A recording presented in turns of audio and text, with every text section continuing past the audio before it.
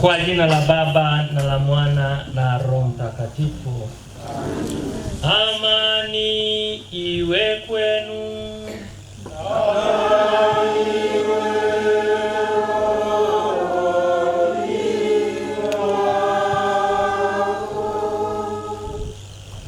Mwashamu Baba Askofu Methodi Kilaini, askofu mstaafu wa jimbo la Bukoba, Mheshimiwa sana Vika General na paroko wa kanisa kuu, Mheshimiwa Padre Hubert Rwebangira, ambaye kwa heshima ya utume wako katika kanisa kuu, shule hii imechukua jina lako.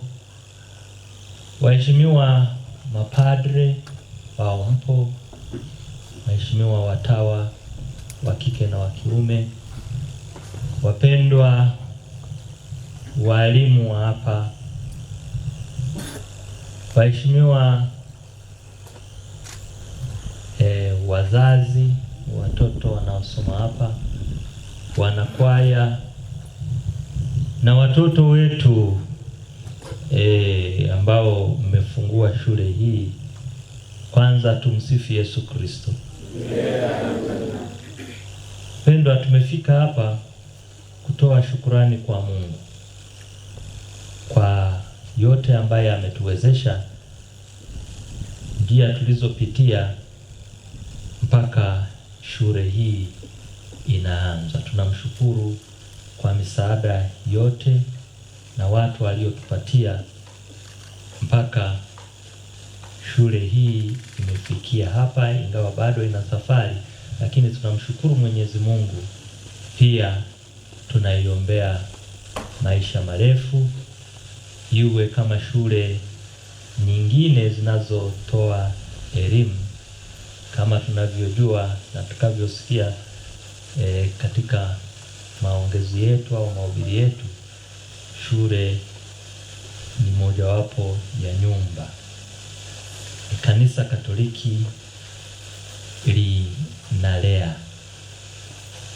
Kwa hiyo tunaiombea nyumba hii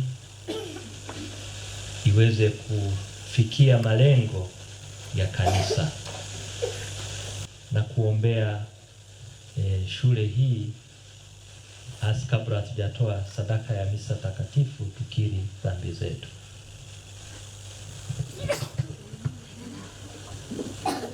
Namuungamia Mungu Mwenyezi, nanyi ndugu zangu, kwani nimekosa mno kwa mawazo, kwa maneno, kwa matendo na kwa kutotimiza wajibu.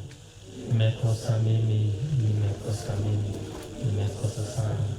Ndio maana namwomba Maria mwenye heri, bikira daima, malaika na watakatifu wote, nanyi ndugu zangu, niombeeni kwa Bwana Mungu wetu. Mungu Mwenyezi atuhurumie, atusamehe dhambi zetu, atufikishe kwenye uzima wa milele. Amen.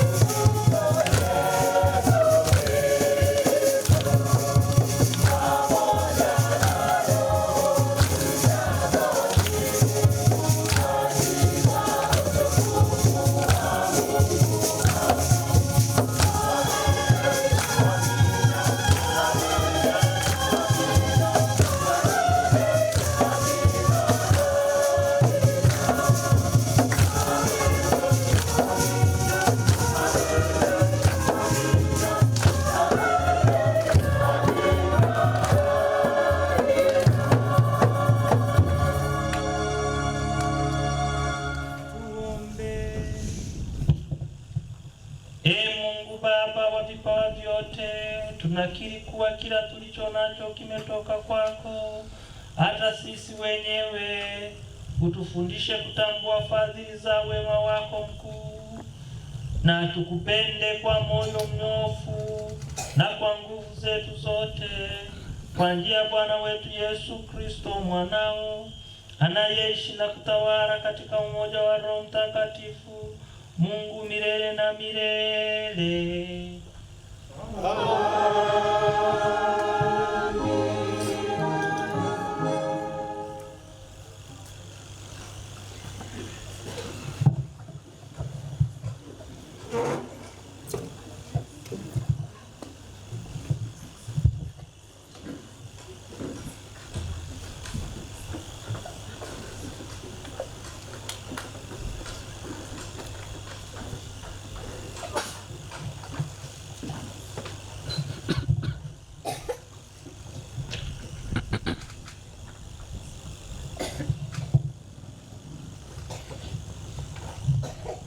Somo la kitabu cha pili cha Samueli sura ya 7 aya ya 18 hadi 19 na aya ya 24 hadi 29.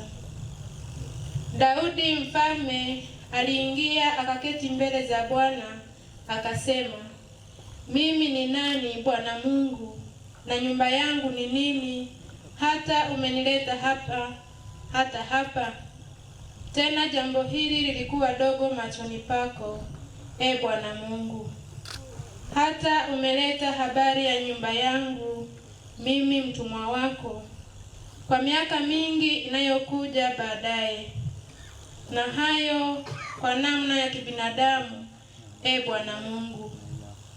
Nawe ulijifanyia imara watu wako Israeli, wawe watu wako milele, nawe Bwana umekuwa Mungu wao. Basi sasa, e Bwana Mungu, neno lile ulilolinena katika habari za mtumwa wako na katika habari za nyumba yangu ulifanye imara milele, ukatende kama ulivyosema. Jina lako na litukuzwe milele, kusema, Bwana wa majeshi ndiye Mungu juu ya Israeli, na nyumba ya mtumwa wako Daudi itakuwa imara mbele zako. Kwa kuwa wewe Bwana wa majeshi, Mungu wa Israeli, umenifunulia mimi mtumwa wako ukisema, nitakujengea nyumba. Kwa hiyo mimi mtumwa wako nimeona vema moyoni mwangu nikuombe dua hii. Na sasa, e Bwana Mungu, wewe ndiwe Mungu na maneno yako ndiyo kweli, nawe umemwahidia mtumwa wako jambo hili jema. Basi uwe radhi ipate kudumu milele mbele zako, kwa maana wewe e Bwana Mungu umelinena, na kwa baraka yako nyumba ya mtumwa wako na ibarikiwe milele. Neno la Bwana.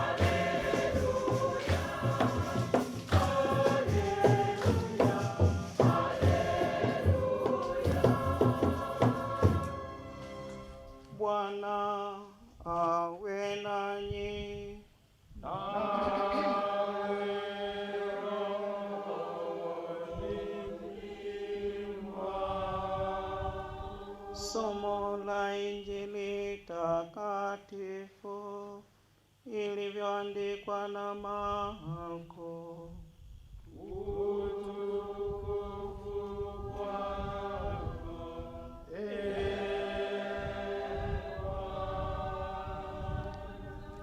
Sura ya 4 aya 21 hadi 25. Yesu aliwaambia wafuasi wake, mwaonaje? Taa huja ili kuwekwa chini ya pishi au mvunguni, si kuwekwa juu ya kiango. Kwa maana hakuna neno lililositirika, ila makusudi lije likadhihirika, wala hakuna lililofichwa, ila makusudi lije likatokea wazi. Mtu akiwa na masikio ya kusikia na asikie.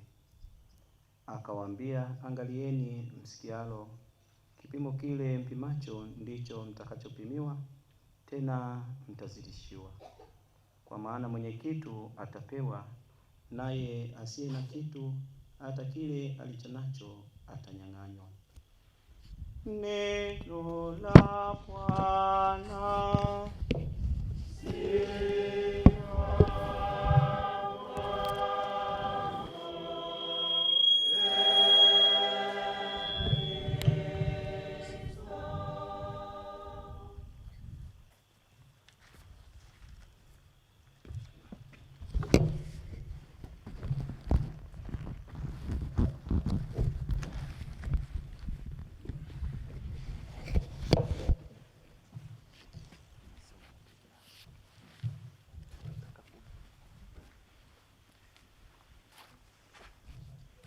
Wapendwa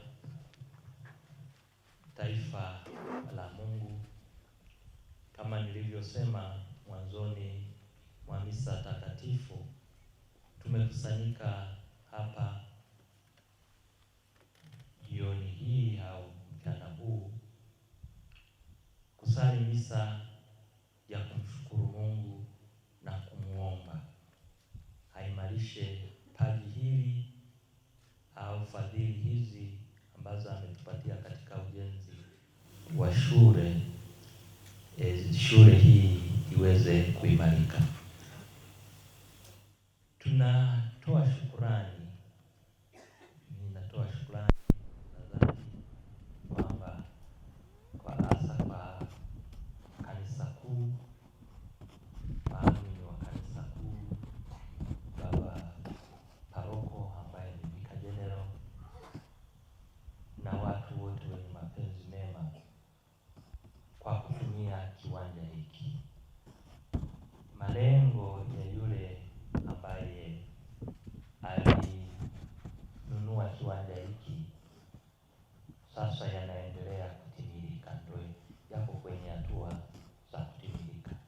Kwa hiyo nachukua nafasi hii kuendelea kushukuru Vicar General, mapadre wa kanisa kuu, Father Philbert na Father Hubert, ambaye shule hii imepewa jina au somo lake kama heshima kwa Padre Hubert ambaye ametumikia kanisa kuu kwa muda mrefu.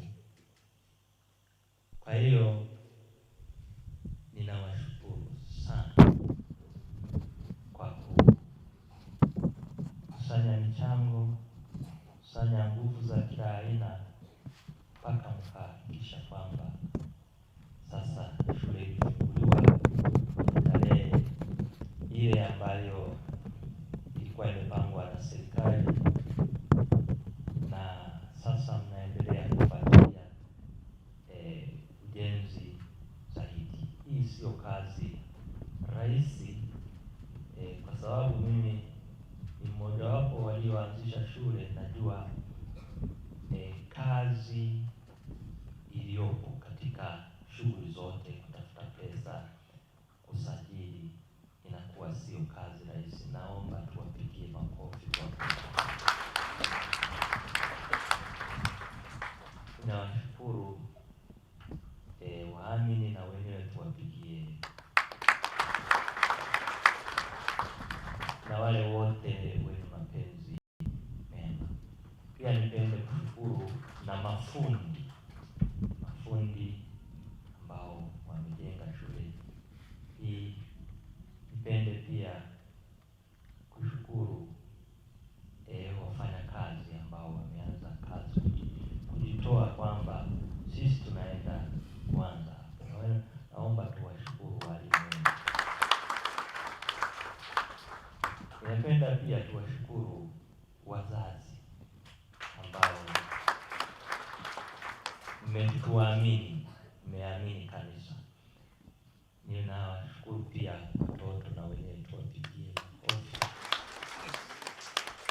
kwa kukubali. Mwingine angeweza kukataa, akasema sasa huko ni mbali, mimi nimezoea sehemu fulani, lakini tunawashukuru nao watoto na tunawaombea waweze kufaidi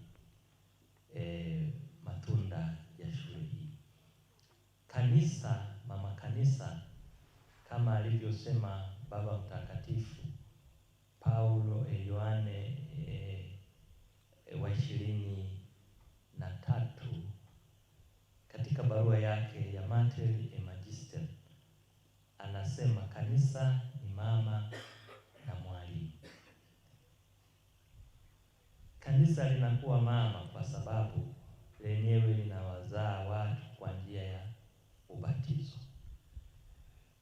Kwa hiyo linalo jukumu la kuwalea watu wa aina zote, kwa sababu lenyewe ni mama. Linalo utume huo wa kuwalea, kwanza kwa elimu ya imani, na pili kwa elimu ya kidunia, secular education. Yaani kanisa aliachi mtu alelewe kiroho tu, bali linalea akili ya mtu. Na kazi hii wamisionari walipokuja walifanya kwa juhudi kubwa, lakini ilipofikia wakati shule zikataifishwa, lakini baadaye kadiri ya mangamuzi serikali iliruhusu kanisa liendelee kufanya kazi hiyo. Na sisi katika njia hiyo ya kutimiza kazi hiyo, jukumu hilo la mama kanisa kuwa mwalimu na kuwa mama, ndio maana tunaendeleza kazi hiyo ya kujenga shule. Na kwa sasa shule hii imejengwa, bado haijakamilika. Ndio maana tunasema tunashukuru na kumuomba Mwenyezi Mungu kwamba hii shule iweze kujengwa vizuri na kukamilika. Kwa hiyo tunaendelea kuwaomba wote, wadau wote ambao wameshiriki kujenga shule hii, muendelee kutia hamasa ili shule hii imalizike. Na pango iliyopo, tukimaliza awamu hii, tunayo imani huenda tukaendelea na awamu nyingine, yaani secondary school. Kwa hiyo mtu atakapokuwa anakuja hapa, basi tungependa malizie hapa. Kwa hiyo tunawaomba kwa kuwa mmeisha tuamini, muendelee kutuamini, muendelee kutia watu wengine, hata wao walete watoto. Na kanisa na kazi hii ya kielimu sio kwamba tunajifunza. Nakumbuka Baba Askofu Method Kilaini akihubiri pale katika jubilei ya miaka 150 ya uinjilishaji, alisema elimu ndiyo saizi ya elimu ya Kanisa Katoliki.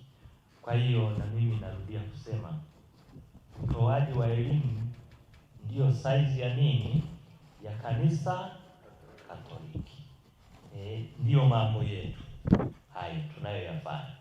Kwa hiyo kwa wazazi tunawaambia kwamba mmekuja sehemu yenyewe, na watoto mjue kwamba mmekuja sehemu yenyewe. Rudia, tumekuja sehemu yenyewe, ingawa hawajafahamu, lakini watafahamu taratibu.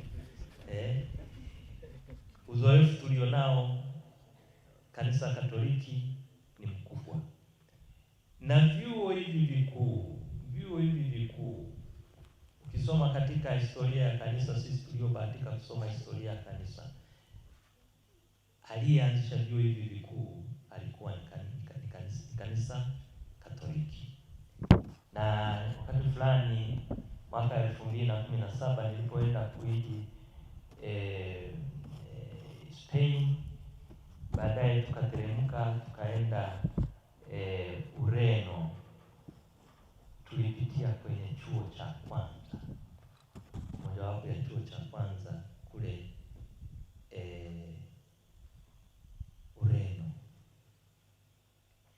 Kilikuwa mojawapo ni Bologna, alafu baba askofu, sijui kama unakumbuka, na kingine Paris. Kwa hiyo vilikuwa ni vyuo vya kwanza, na kanisa ndilo lilioanzisha vyuo hivi. Ni wazi baadaye kanisa kadiri majukumu yalivyokuwa yanaendelea kuwa mengi, kanisa liliona litoe na mifumo ya kiutawala ilipobadilika, basi kanisa likatoa kwa nchi na nchi sasa hivi ndio zinazoendesha vyuo, lakini na kanisa kama mnavyoona, na sisi ndio maana tuna utamaduni huo, ndio maana tunayo chuo cha Santa Agustine ambacho kina branches mbalimbali na huko, lakini vyuo vingine vimejitegemea kama cha Ruku, cha Iringa na cha Mwenge. Sisi tungependa chuo chetu hiki cha Karuko kirudi, ndio sara yetu kubwa. Kwa hiyo tunao uzoefu mkubwa wa kufanya nini, wa elimu, na mnapokuja kwenye shule hii muwe na imani kwamba mtapata elimu, sio mchezo kwamba utatoka kule. Hapana, mtoto wako amekuja kwenye sehemu yenyewe. Kwa hiyo sisi hapa tunaombea shule hii iweze kuwa nyumba ambayo, kama tulivyosikia kutoka kwenye somo la kutoka kwenye kitabu cha pili cha Samueli, tungeomba iwe ni nyumba mojawapo ambayo inadumu kwa miaka mingi, na malengo yake yanafikiwa ya kutoa elimu. Kwa hiyo tunaomba baraka kwa Mwenyezi Mungu abariki nyumba hii au shule hii iweze kudumu kwa miaka mingi na malengo yake yaweze kufikiwa. Awafunulie na sisi atufunulie, tunaoongoza jimbo na walimu hawa walioko hapa, awafunulie elimu zake. Wasifundishe elimu dunia tu, bali wafundishe na elimu ya kimungu ambayo ni maadili. Watoto walelewe vizuri, watakapotoka hapa watoto hawa waweze kwenda katika jamii wakiwa wameiva, sio tu kwa mambo ya darasani, lakini wao wameiva hata na mambo ya kiroho na mambo ya kimungu, wawe wana adabu. Na mtu asije akauliza huyu mtoto alipitia wapi, akasema St. Hubert, lakini wanaona matendo hayafanani na ile St. Hubert. Kwa mfano katika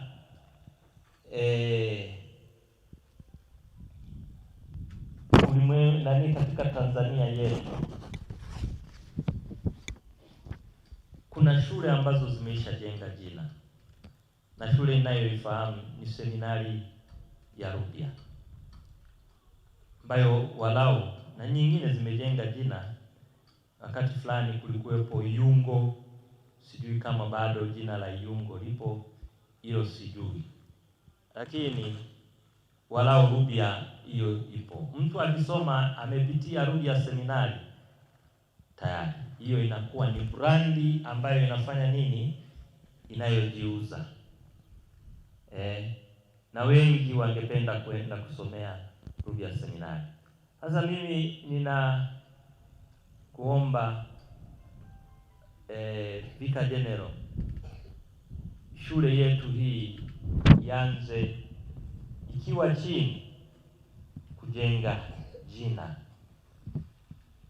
na nyie walimu ningewaomba mtusaidie kwa hiyo kujenga jina.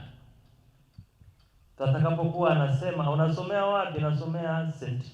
Hubert English Middle Primary School, au ikiwa imeishaendelea, Mwenyezi Mungu atakavyoendelea kutubariki, St. Hubert Secondary School, basi hapo wawe wanajua kwamba kweli huyu ni mtu anayefanya nini, anayefaa kuweza kufanya nini, kutumikia.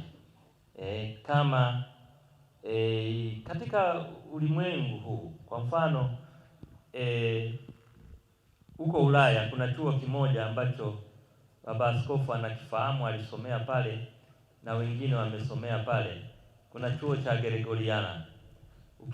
Ukisema sehemu yoyote umesomea Gregoriana, hata kama ufahamu, wanasema huyu kweli amefanya nini, amesoma. Na kina baba askofu Method Kilaini wametujengea jina. Hata asiposema kwamba alisomea Gregoriana, wote wanajua kwamba amefanya nini, amesomea Gregoriana. Kwa hiyo na nyie tungependa shule hii ya St. Hubert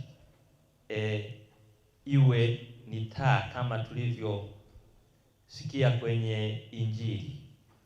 Isiwe ni kwamba ni shule ambayo imefichika, yani ni kama taa ambayo tulivyosikia, usiwashe taa alafu kaificha kwenye nini, kwenye uvunguni. Kwa hiyo na hii tungependa iwe hivyo, shule hii iwe hivyo, kwamba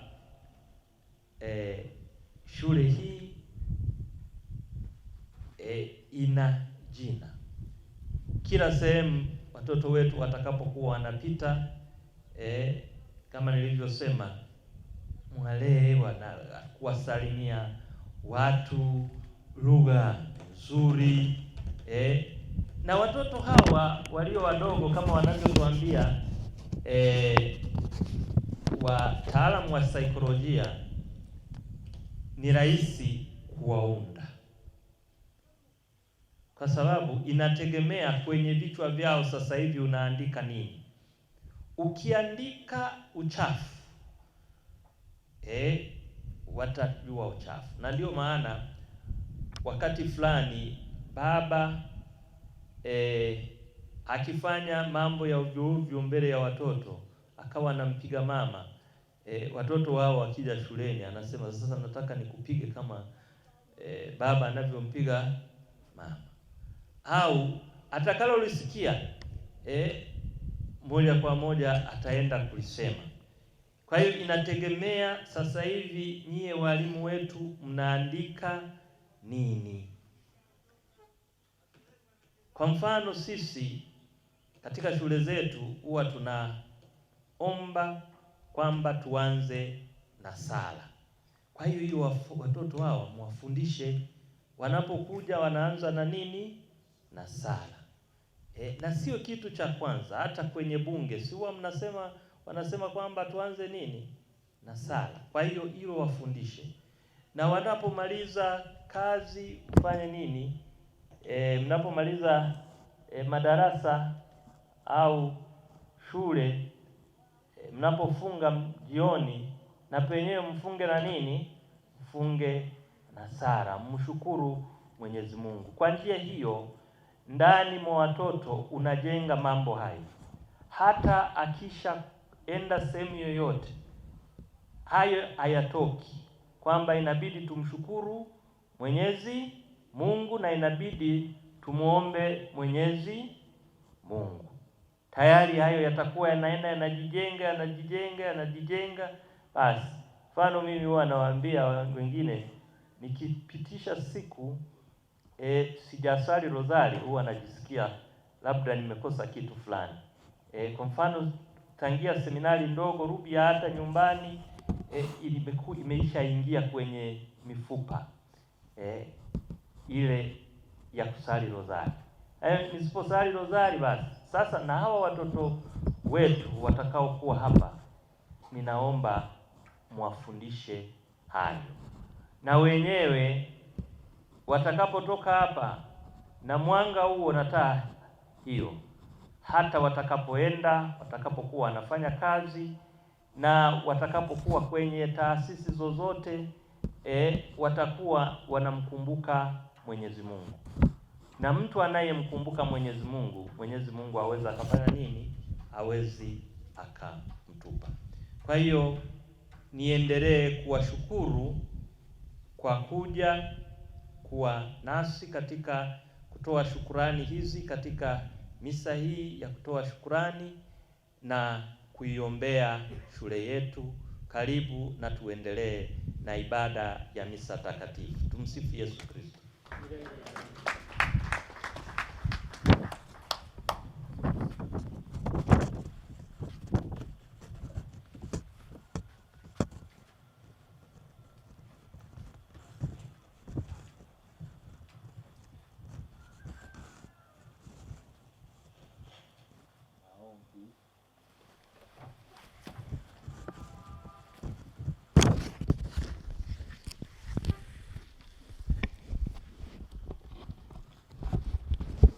Ndugu zangu, tumuombe Mungu Baba Mwenyezi asikilize kwa wema sala zetu kwa ujumbe wa Yesu Kristo Bwana wetu.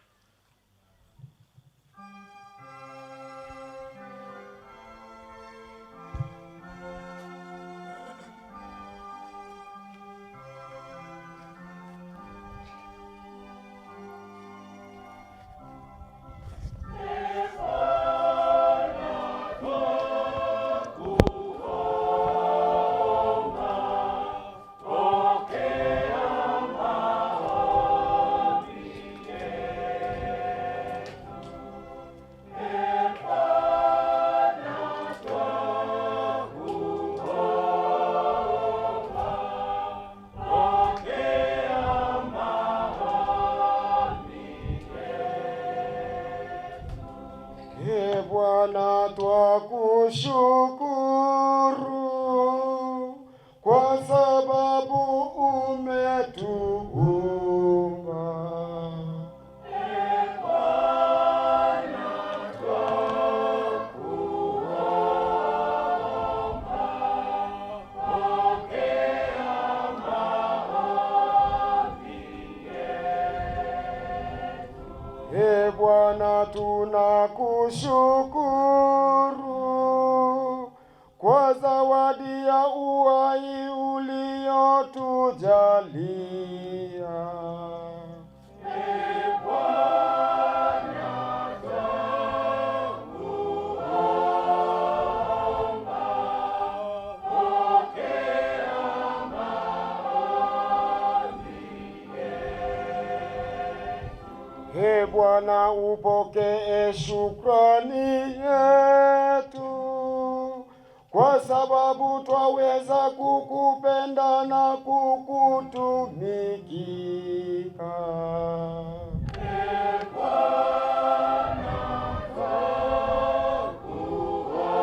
twakuomba, pokea maombi yetu. Ee Bwana, tunasema asante kwa kutupa mahitaji yetu ya lazima. Ee Bwana, twakuomba, pokea maombi yetu. Ee Bwana, upokee shukrani yetu, kwa sababu Kristo ametukomboa katika utumwa wa Shetani. Ee Bwana, twakuomba, pokea maombi yetu. Ee Bwana, tunakushukuru kwa sababu umetupenda, umetupa amani na uelewano. Ee Bwana, twakuomba, pokea maombi yetu. Ee Bwana, tunakushukuru kwa kutupa marafiki, ndugu na jamaa, wa kuwa pamoja katika njia ya kuja kwako. Ee Bwana, twakuomba, pokea maombi yetu. Ee Bwana, twakuomba, pokea maombi yetu. Ee Mungu uliye makimbilio na nguvu yetu, uliye asili ya wema wote, usikilize sala za kanisa lako, utujalie ili hayo tunayoomba kwa imani tuyapate kweli, kwa njia ya Kristo Bwana wetu.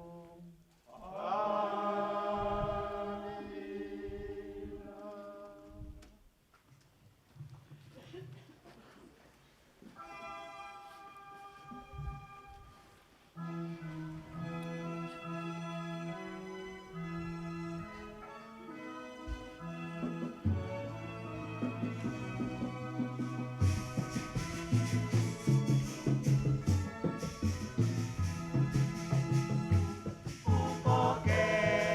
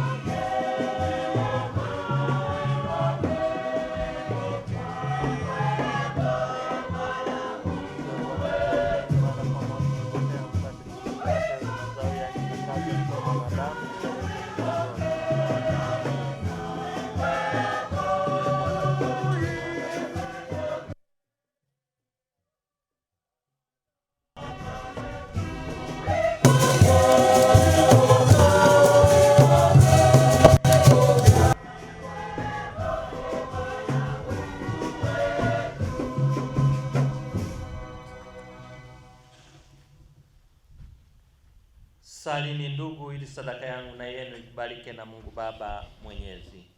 Bwana apokee sadaka mikononi mwangu kwa sifa na utukufu wa jina lake, kwa manufaa yetu sisi na ya kanisa lake lote takatifu. Bwana, tunakutolea sadaka ya sifa kwa ajili ya mapaji uliyotujalia. Tunakusihi kwa unyenyekevu tujalie hili uliotukirimia bila mastahili yetu, tuyatumie kwa ajili ya utukufu wa jina lako. Tunaomba hayo kwa njia ya Kristo Bwana wetu.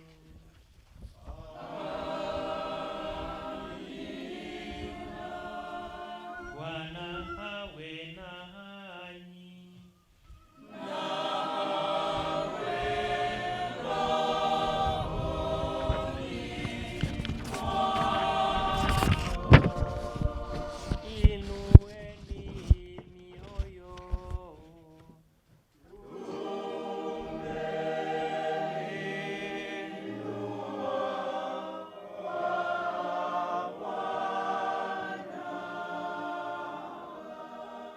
Tumshukuru Bwana Mungu wetu.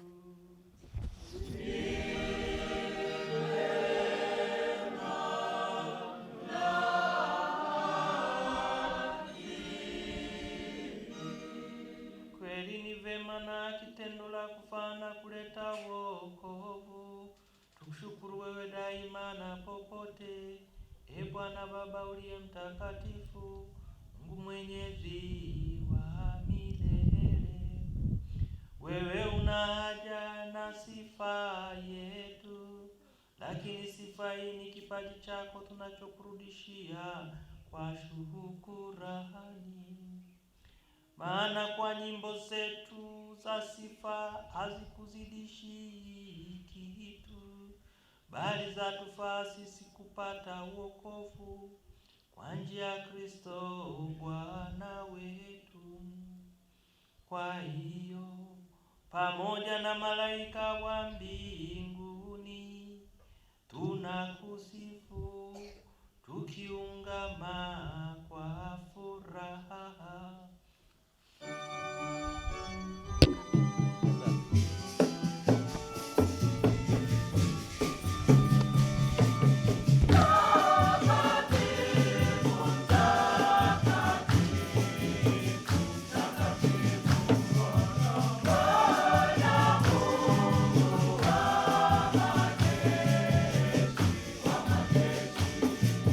Baba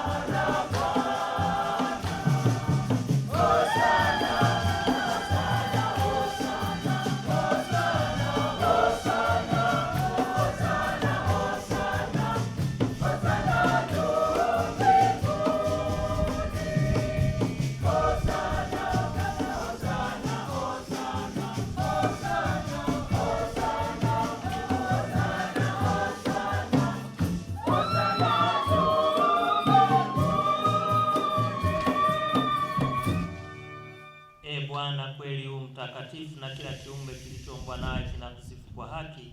Maana kwa njia ya mwanao Bwana wetu Yesu Kristo, na kwa uwezo wa utendaji wa Roho Mtakatifu, unavitia uzima vitu vyote na kuvitakatifuza, wala uachi kusanya watu kwako, ili toka mawio ya jua hata machweo yake dhabihu safi itolewe kwa jina lake. Basi Bwana, tunakusihi kwa unyenyekevu vipaji hivi ambavyo tumekutolea ili uvitakase, upende kuvitakatifuza kwa Roho huyo huyo, ili viwe mwili na damu ya mwanao Bwana wetu Yesu Kristo, aliyetuamuru tuwazimishe mafumbo haya. Maana yeye mwenyewe usiku ule alipotolewa, alitoa mkate na akitushukuru aliubariki, akaumega na akawapa wafuasi wake akisema, twaeni mle nyote, huu ndio mwili wangu utakaotolewa kwa ajili yenu.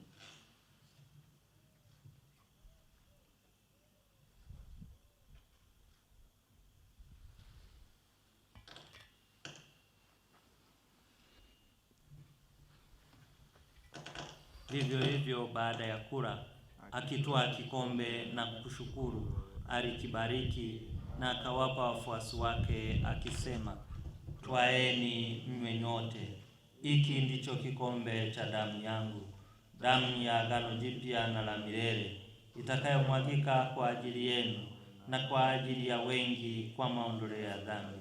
Fanyeni hivi kwa ukumbusho wangu.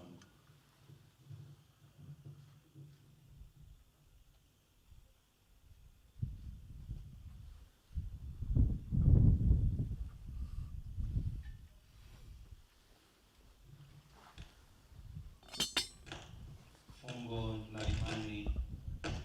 Bwana, tunatangaza kifo chako na kutukuza ufufuo wako mpaka utakapokuja. Kwa hiyo Bwana, tunapoadhimisha ukumbusho wa mateso ya mwanao yaletayo wokovu, pamoja na ufufuo wake wa ajabu na kupaa kwake mbinguni, na tunapoutazamia ujio wake wa pili, tunakutolea kwa shukrani sadaka hii iliyo hai na takatifu. Tunakuomba uiangalie matoleo ya kanisa lako, na kwa kumtambua yeye aliye kafara, ambaye ulitaka kutulizwa kwa sadaka ya kifo chake, utujalie sisi tunaotiwa nguvu kwa mwili na damu ya mwanao, na kujazwa Roho wake Mtakatifu, tupate kuwa mwili mmoja na roho moja katika Kristo. Yeye atufanye sisi tuwe kwako sadaka timilifu ya milele, ili tuweze kupata urithi pamoja na wateule wako, kwanza kabisa pamoja na Bikira Maria mwenye heri, mama wa Mungu na mwenye huruma, na Mtakatifu Yosefu mume wake huyo Bikira, na mitume wako wenye heri, na mashahidi wako watukufu, na Mtakatifu Hubert, na watakatifu wote ambao tunategemea kupata daima msaada wa maombezi yao mbele zako. Tunakuomba Bwana, huyo aliye kafara na upatanisho wetu, alete amani na wokovu duniani kote. Pende kuimarisha katika imani na mapendo kanisa lako linalosafiri hapa duniani, pamoja na mtumishi wako Baba Mtakatifu wetu Leo wa 14 na askofu wetu Jovitus Francis Mwijage, maaskofu wastaafu Desiderius Soma na Methodi Kilaini, pamoja na maaskofu wote, wakileo wote na watu wote unaofanya kuwa taifa lako. Usikilize kwa wema sala za jamaa hii uliyoita hapa mbele yako. Baba uliye mtakatifu, kwa huruma yako wakusanye kwako wanao wote waliotawanyika popote duniani. Wapokee kwa wema katika ufalme wako ndugu zetu marehemu na wote walioaga dunia wakiwa wamekupendeza. Nasi tunatumaini kufika katika ufalme huo, ili pamoja tushibishe milele kwa utukufu wako, kwa njia ya Kristo Bwana wetu, ambaye kwa njia yake unaujalia ulimwengu mema yote.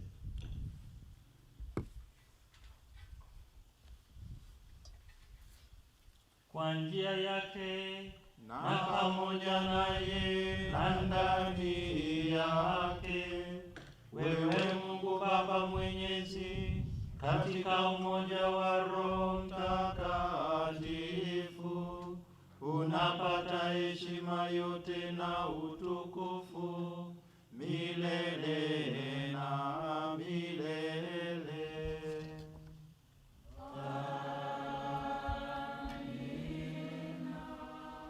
kwa kulitii agizo la Mwokozi wetu na tufuata mafundisho yake ya kimungu, tunathubutu kusema: Baba yetu uliye mbinguni, jina lako litukuzwe, ufalme wako ufike, utakalo lifanyike duniani kama mbinguni.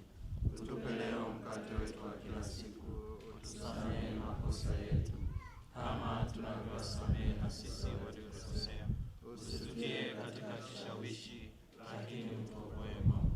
Bwana, tunakuomba utuokoe katika maovu yote, tujalie kwa wema amani maishani mwetu, kusudi kwa msaada wa huruma yako tuokolewe daima na dhambi, wala tusifadhaishwe na jambo lolote, tunapotazamia tumaini lenye heri na ujio wa Mwokozi wetu Yesu Kristo. kwa kuwa ufalme ni wako na nguvu na utukufu hata milele. E Bwana Yesu Kristo, uliwaambia mitume wako, amani na waachieni, amani yangu na wapa, usizitazame dhambi zetu, ila tu imani ya kanisa lako. Pende kulijalia amani na umoja kama alivyo mapenzi yako, unayeishi na kutawala milele na milele. Amina. Amani ya Bwana iwe daima nanyi.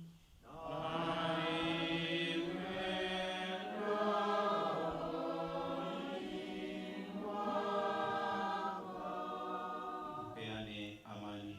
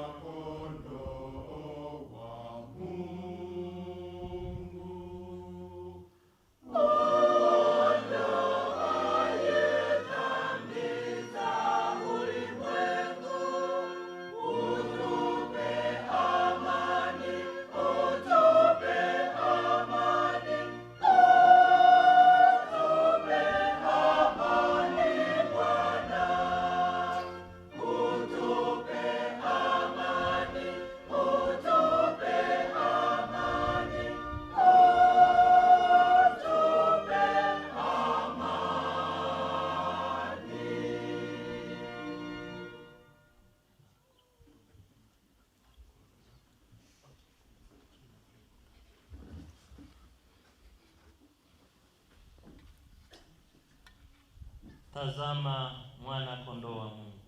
Tazama ondoaye dhambi za ulimwengu. Heri yao walioalikwa kwenye karamu ya mwana kondoo. Ee Bwana, sistahili ingie kwangu, Lakini sema neno tu na roho yangu.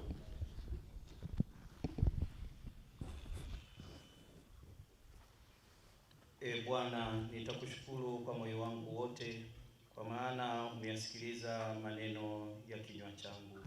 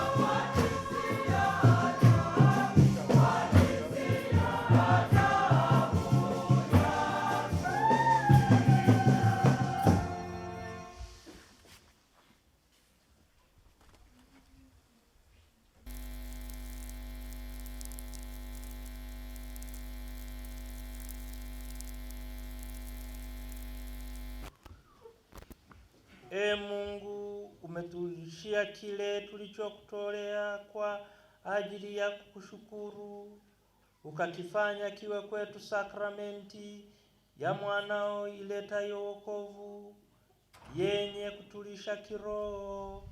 Utujalie tuimarishwe hivi kwa vipaji vya ujasiri na furaha, hata tustahili kutumikia kwa bidii zaidi na kupata fadhili zako mpya, kwa njia ya Kristo Bwana wetu.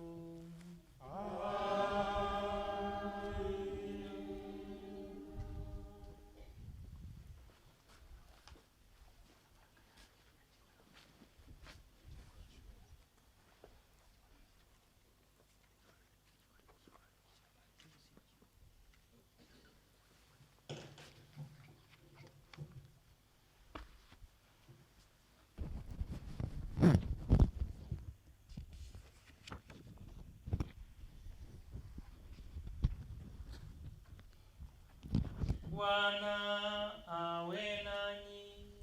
Nawe rohoni mwako.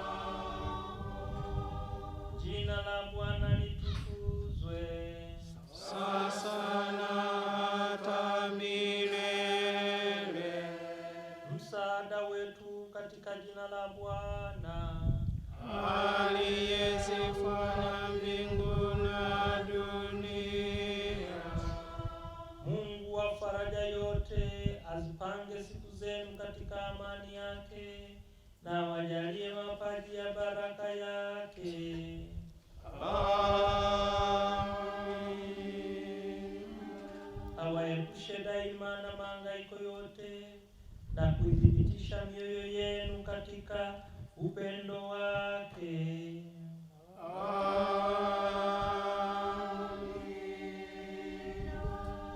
Na awajaze mapaji ya imani, matumaini na mapendo, ili mpate kuishi maisha haya mkiwa na juhudi katika kazi, na mfike kwa furaha katika uzima wa milele.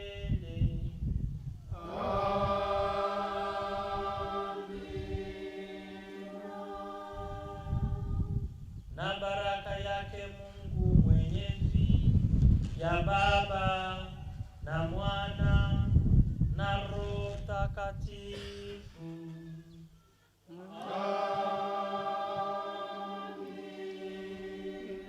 Neneni na amani.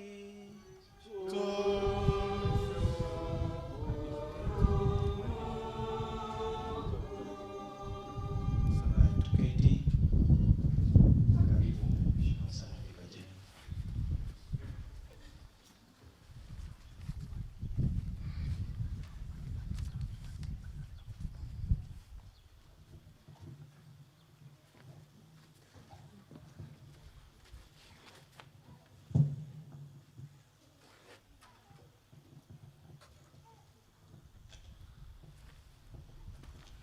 Mhashamu Baba Askofu Dr. Stephen Mwijage, askofu wa jimbo la Bukoba, Mhashamu Askofu Methodi Kilaino, askofu mstaafu jimbo la Bukoba,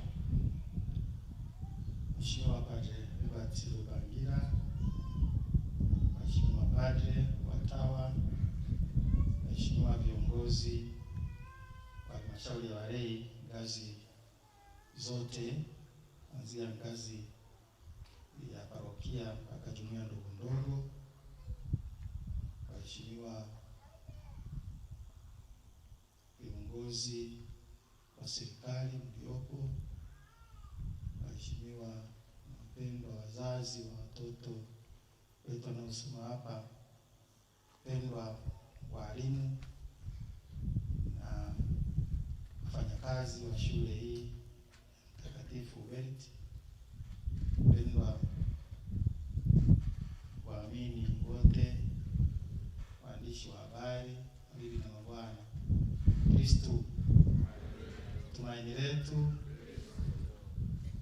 Tumekusanyika hapa kama ambavyo askofu kiongozi wa misa takatifu tuliyomaliza hivi punde ametueleza, na tulijua kwamba tumekuja leo tukiongozwa na baba askofu kushuhudia na kushiriki kubarikiwa na kuzinduliwa rasmi kwa shule hii ya Mtakatifu Ubert.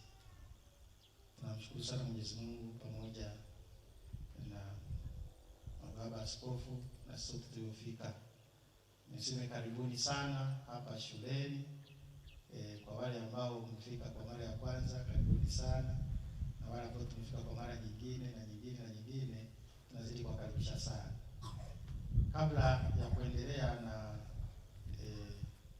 protokali nyingine, nimkaribishe na kumwalika Mhashamu Baba Askofu Jovitus Mwijage kwa ajili ya kubariki shule hii kwa baraka maalum, pamoja na misa ambayo tumemaliza, ambayo ndio sala kuu, lakini kuna sala maalum ambayo inaashiria sasa kwamba shule ibarikiwa rasmi, na baada ya kubariki shule ataizindua kwa kufungua jiwe ambalo limesimikwa hapo kama kumbukumbu ya kuzinduliwa rasmi kwa shule hii. Tunajua shule itafunguliwa, ila inazinduliwa sasa rasmi kwa kumkabidhi kwa Mwenyezi Mungu.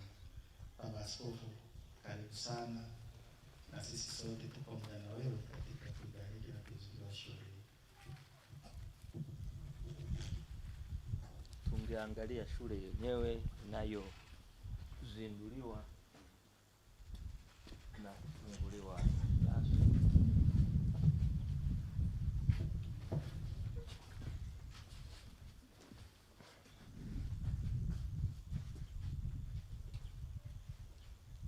Amani kwa nyumba hii na wote wakaao humu. Amina. Msaada wetu katika jina la Bwana. Bwana awe nanyi.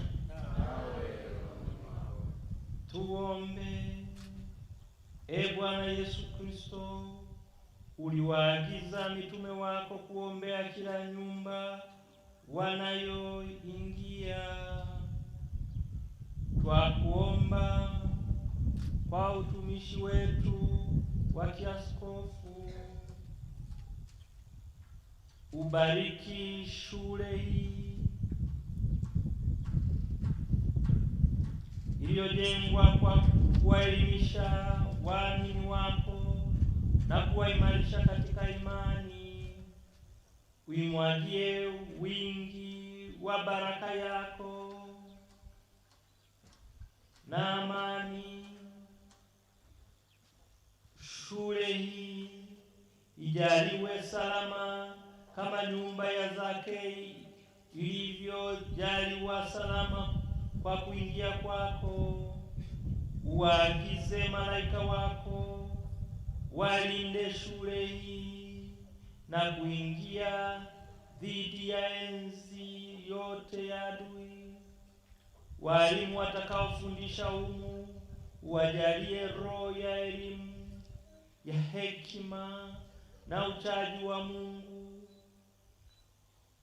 watoto uwafadhili kwa neema ya mbinguni, wapate kufahamu kwa akili watakayofundishwa kwa ajili ya salama na mafaa yao.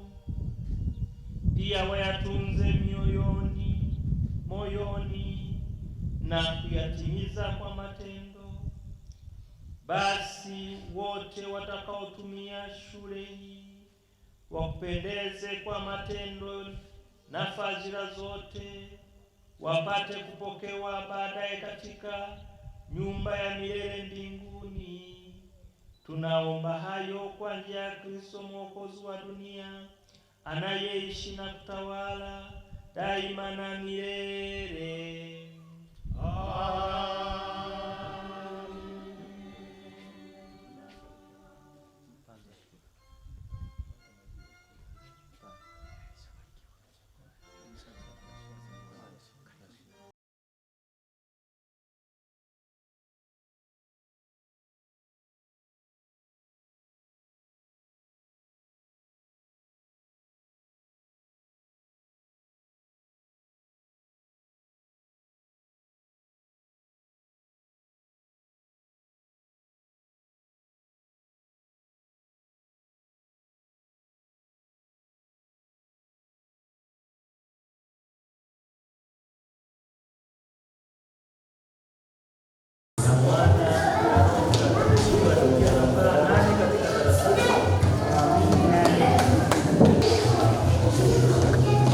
Shule imezinduliwa rasmi, na atakapokata tupige makofi na kushangilia tukimshukuru Mwenyezi Mungu.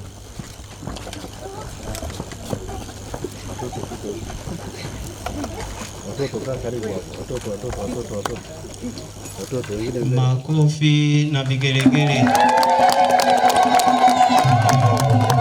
Tayari amekwisha kukata, na kwa tendo hilo shule ameizindua rasmi. Tumshangilie Mwenyezi Mungu. Shule hii ya St. Hubert English Medium and Primary School imebarikiwa na kuzinduliwa rasmi leo tarehe 29 mwezi wa kwanza mwaka 2026 na Mhashamu Askofu Jovitus Francis Mwijage. Makofi na vigelegele. Asante sana baba. Hapa naomba niunganishe, tunashukuru wote mapadre, watawa, viongozi ya waka ngazi zote kwa ushirikiano wenu katika kuanzisha kitu kizuri. Kwa kweli sisi tunapata ushauri mwingi sana kutoka kwa kila mmoja wenu na ushirikiano. Kama tumepata fedha, tumepata nini, kwa sababu kumekuwepo na ushirikiano mkubwa. Bila ushirikiano mambo yasingewezekana. Asante sana. Na waomba tuendelee kushirikiana vizuri kama ambavyo tumefanya, ili malengo tulionayo kama baba alivyosema, hata ngazi ya sekondari tuweze kufika huko baadaye, basi yote yanahitaji ushirikiano. Naomba wakati huu nishukuru kamati za ujenzi. Tunayo kamati ya ujenzi ngazi ya parokia.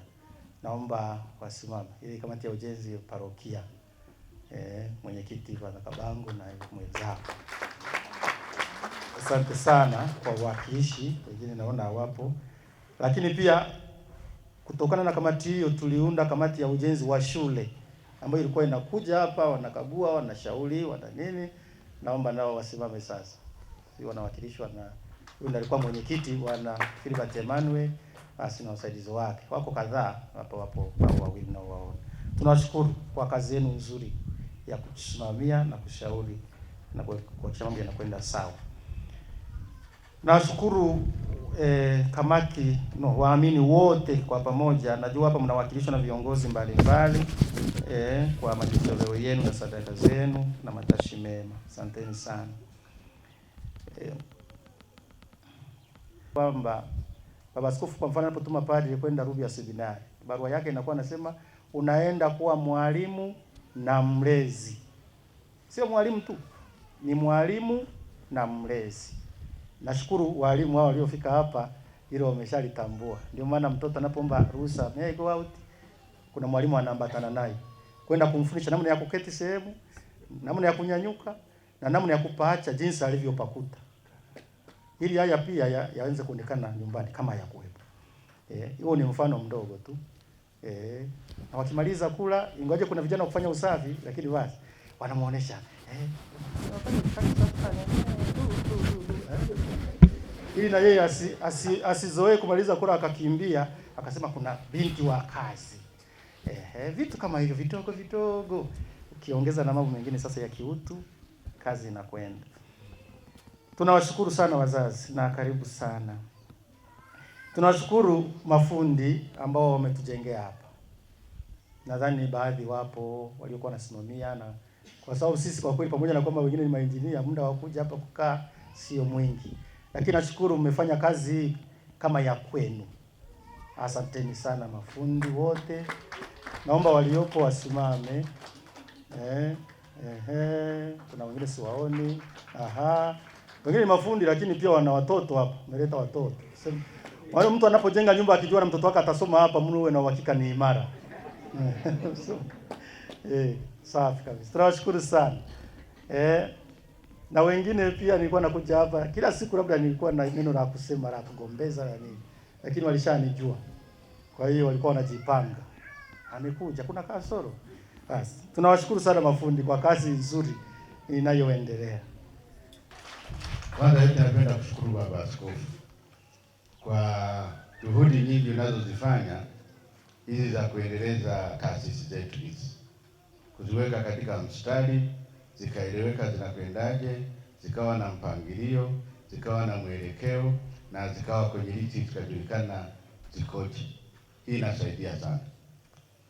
Tunashukuru Mungu kwamba kama ulivyosema kanisa ni elimu. Wewe mwanahistoria unakumbuka alipokuja Askofu Mkuu Hinsley akasema kama una hela kidogo unapata kuchagua au kujenga shule au kanisa, anza na shule. Hapo ndio uinjilishaji ulianzia hapo. Uanze na shule ili uwalee wale watakao kuja kesho. Hivyo nashukuru sana kwamba shule sasa zinaanza kwenda, zinaongezeka, zinapanuka. Na nakushukuru vile vile hapa Bukoba umeimarisha uongozi vizuri sana. Nakushukuru sana Baba Samuel Mchunguzi, padre na mhandisi pamoja na timu yako. Umefanya kazi nzuri sana chini ya Baba Askofu. Niseme ukweli, nilipokuwa na mhandover Baba Askofu, parokia ya Bukoba ilikuwa inanipa kawasiwasi. Siwezi kudanganya. Ilikuwa inanipa kawasiwasi. Sitaki kuongezea hapo. Nilikuwa na wasiwasi gani?